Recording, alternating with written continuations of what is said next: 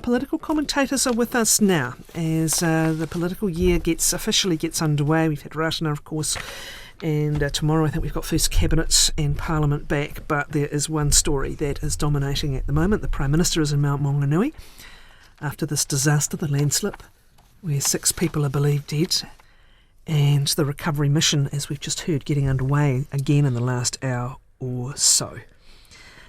Yes, the focus at the moment, completely appropriately, on the recovery mission, but there are many questions, and for the politicians ongoing, there will be questions, Gareth, won't there? Oh, absolutely. I mean, this is a huge tragedy, a terrible way to start the year. My love goes out to all the affected families, and it has international dimensions too, with one of them missing. Obviously, there's a lot of questions, both for the council and for central government. Andrea Vance had a very interesting story over the weekend about whether some of that mapping work was actually done on the Maunga because it wasn't part of the limbs and households literally on it, and questions around the evacuation and risk. That's going to take a while to flow through, but what is clear, we're in a new normal.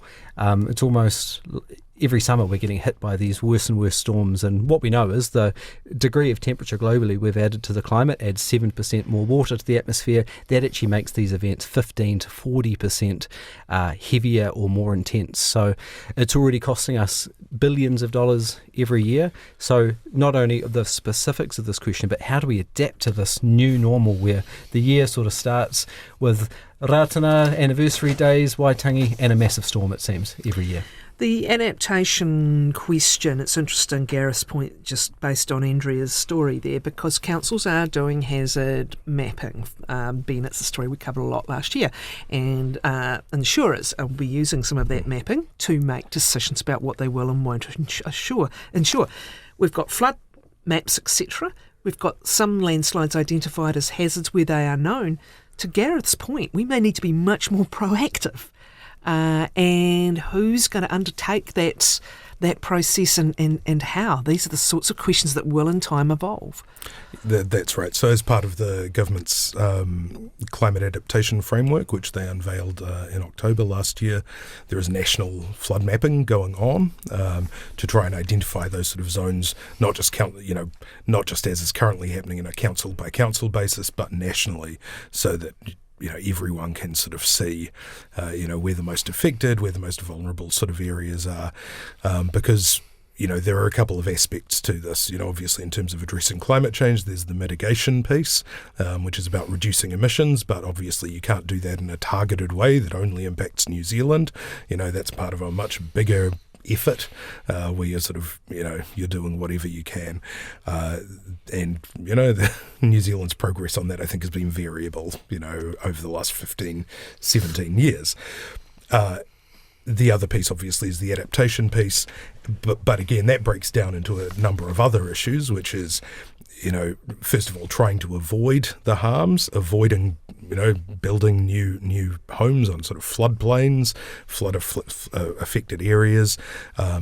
But also, how do you engage in managed retreat? How do you move, homes, people away from these at-risk areas? And then more important, and importantly, and even to do with the mapping, who is paying for all of this? And how is the information shared is another one as well. That adaptation legislation, I think, initially was penciled for this time last year. It's now still, whenever. We've got a framework. We had a report, an independent report to the government talking about a gradual removal of any expectation you will be paid out when there are disasters over time. Given what's happened the last 3 years, the loss of life here, Gareth, is there more urgency for that legislation, or indeed for something in the interim that deals with how we are going to manage the impact of these more frequent events? Well, I think you'd hope so. I've made the mistake after Cyclone Gabrielle saying this was going to be a climate election and all parties were going to pivot to responding to this, and they didn't act with alacrity then. And, this has been a problem which we've known about for a long time. The previous government wasn't able to crack this one either, though James Shaw tried mightily. Did put in place some positive steps like the Climate Emergency Response Fund, which had a few $1 billion in it. Unfortunately, that was raided for the current government's policies. So it's preparedness, it's making sure we've got the civil emergency infrastructure ready to go. I think there's some questions there. Are we giving people information? about that they can make the appropriate risk, but also are we preparing the funds for it? Because it's not just the last 3 years. The last 10 years we've seen $65 billion of natural hazards impact according to the Insurance Council, so it's costing us already. And this is the issue, is the cost. This is where it always found is. You can make as much information available to people as you like. There's still got to be the funding available for people to actually, if your home is suddenly worth a lot less because it's on a floodplain and has to be abandoned, who's going to pay for the relocation? But what we are seeing now also, however, is not just that question of retreat from flood-prone and other areas. This is about information to help councils and others manage an elevated risk to life. And, the anniversary floods, we're on anniversary day today. And again, people will be looking to some kind of central government guidance as to how that is going to proceed, as well as the enormous costs of retreat from some areas. This feels today way more immediate. And we're still making the problem that we're building in these flood-prone regions. So, I come from Tairāwhiti.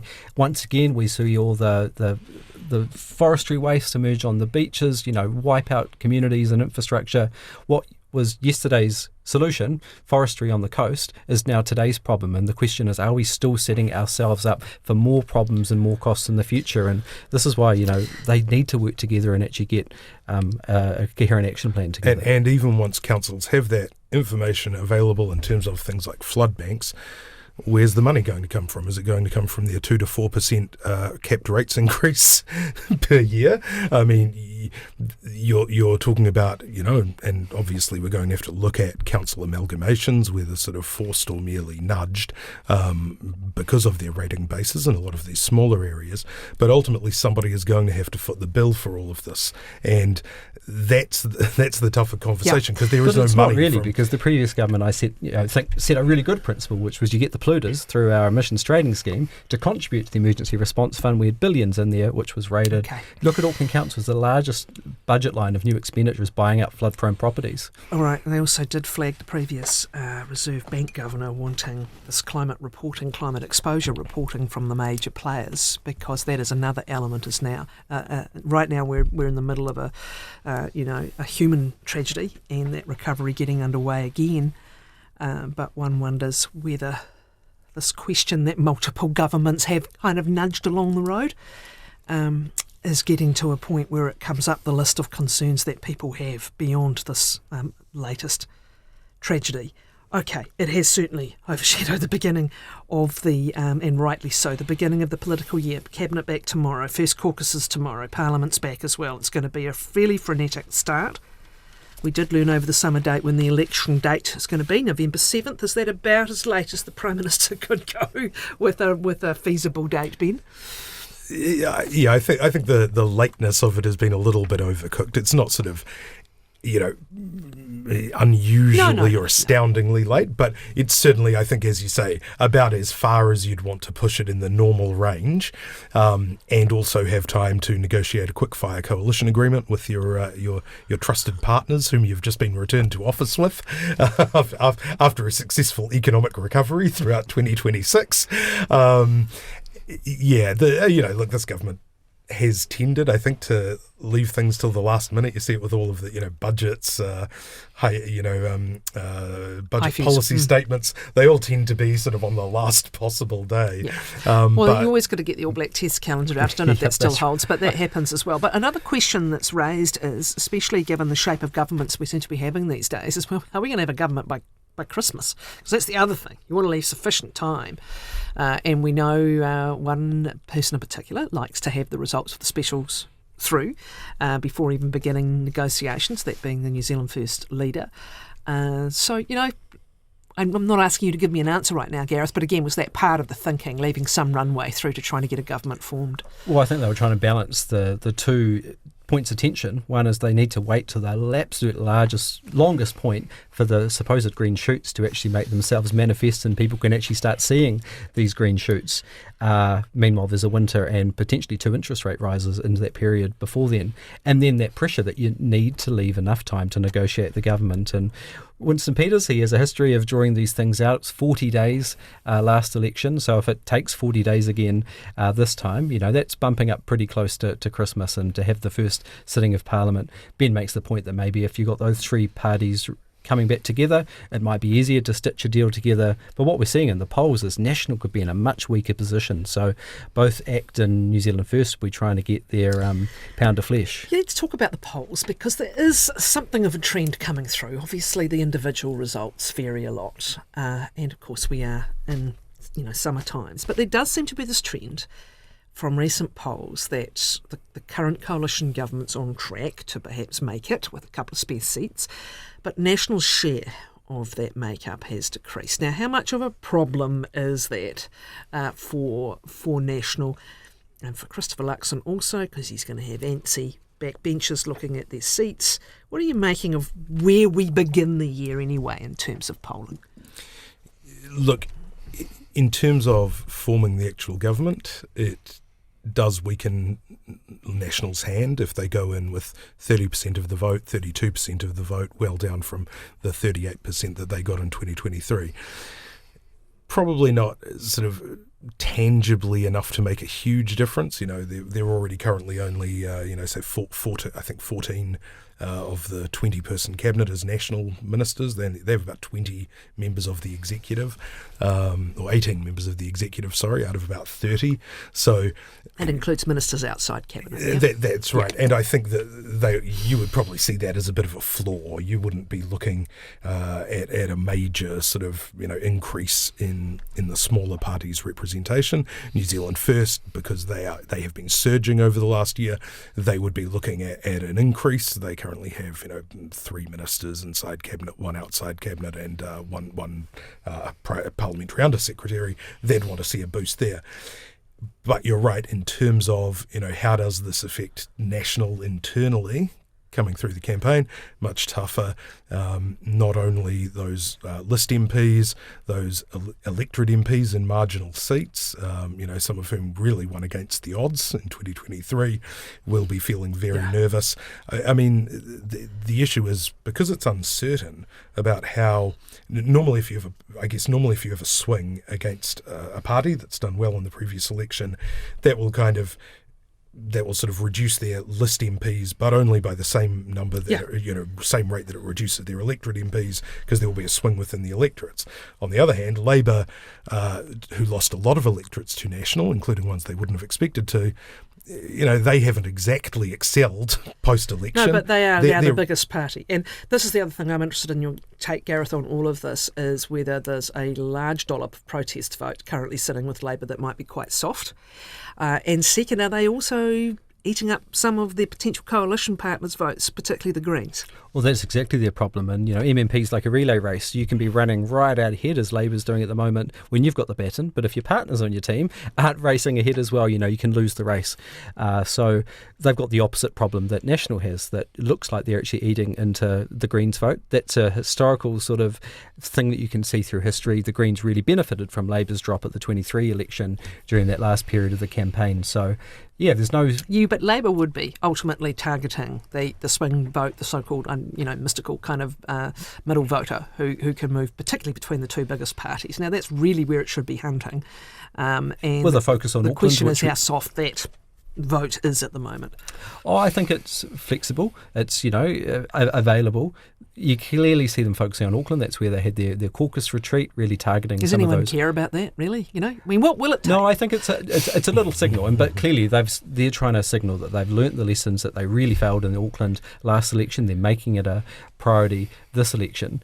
But I think they're also trying to do things. If you look at the way they're maybe talking about some of their issues, the way some of their design is coming across, they're appealing to Green voters with a Mandami-esque policy, but maybe some of those centrist voters more of a Albanese-esque policy platform, which is a very weak. Are the Greens getting something wrong strategically at the moment? Well, it's interesting that their new Chief of Staff, former Green MP Kevin Haigh, this week has said that they've had systemic problems and they need to get off the sideshows. So I think it's quite a refreshing actually admission, because previously it's been everything's fine, we're going to do a great ground game and everything's going to come together. But they've had a success succession of 7s and 8s in the poll. That is very close to that 5% threshold. I don't think anyone thinks they're going to drop out. No, but they would rather be near a 10, wouldn't they? Well, and part of their identity is wanting to be the third force in New Zealand politics, and that clearly, I think, is the momentums with New Zealand First. And even at Ratana, both the Greens and Te Pāti Māori were opening the door to New Zealand First in some of their public that comms. lasted about half a second. And, but anyway, and that is an issue, is that, Labour are hunting, I think, for some of that sort of, cooler, young, online left-wing vote when, and they're probably failing to convert in that traditional left-wing vote that New Zealand First are picking up a lot of. Yeah. Really going after working class messaging. Yeah. New Zealand First currently is functioning almost as a sort of storm drain gate. Great. So as middle voters become disenchanted with, say, National, as they migrate leftwards, they get stuck on New Zealand First as opposed to heading over to Labour. That seems to be what we're seeing here. That's a real problem for the centre-left bloc. You can't just split the sort of, the left vote, the Twitter or Instagram left vote and turn that into a majority. You would think that Labour had a lot in terms of, say, the women's vote in the centre. The so-called John Key, Helen Clark women.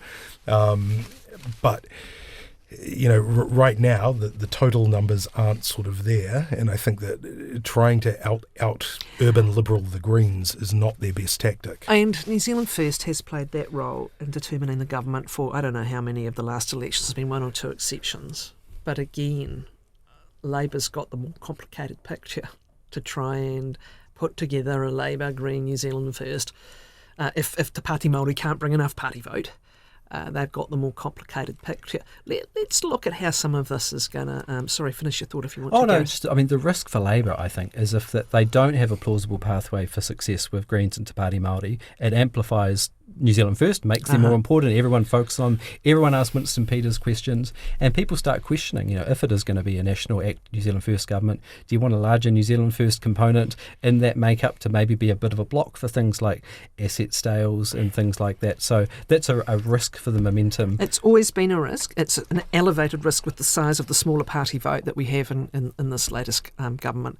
It's always been a risk for the bigger parties that if people don't think you can make it, they'll go to their second best option. Okay, let's look at how this is impacting. There were some big decisions made over the summer break, and I want to touch on a couple of them. One is Labour's got to make a call on what to do about the India free trade deal, with New Zealand First saying we're not going to support it. But let's actually start with this captain's call on Auckland housing. We're just trying to ascertain how much will actually change. How much will the leafy suburb, the fabled leafy suburb homeowners now be more protected by the captain's call the PM's made on his housing minister's plan? Is there any actual change other than changing the number of houses you think might be built over 30 years? Well, I think the final decisions haven't been made yet, right? They're still consulting on it.